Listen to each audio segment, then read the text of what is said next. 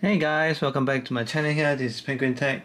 Now, if you guys like me, if you don't have the USB 3.1 Gen 2 connector on your motherboard like I am here, here's what I'm going to introduce to you. So this is the USB 3.0 to USB 3.1 adapter that you attach on your motherboard, and then connect your USB 3.1 Gen 2 connector, which is this one here, onto your motherboard.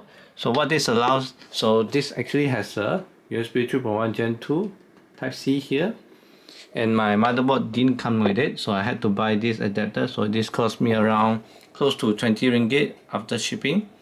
But in any case, so this is the USB 3.0 that you plug into your motherboard here. I'm going to show you a little while, and this is the connector that you plug into your USB 3.1 Gen 2 connector. So here in this MSI X570 Plus Gaming Plus, I have additional 3.1 connector, 3.0 connector here. So I'm going to plug this in. But actually, before that, what I'm going to do is I'm going to connect this to the 3.1 connector here. So let me just plug it in. First time using this, so I don't know if there's any orientation, but I assume no. Cool.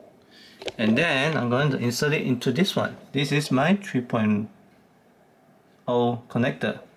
So gonna try and angle my wire to connect it.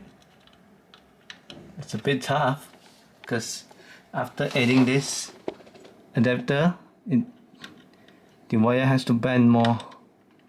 But in any case, we're making it. There we go. And then I'm gonna just tidy up the wire. Guess it doesn't look good at all, but it works. So yeah, that's about it guys. That's what I wanted to show you today. So if you have like me, who don't have a 3.1 Gen 2 connector on your motherboard, buy the adapter so that you can use this port. And this case is the Fractal Design Define R7 white color. Thank you for watching. Remember to like and subscribe and share the video if you find it useful. And I will catch you guys next time. Bye bye.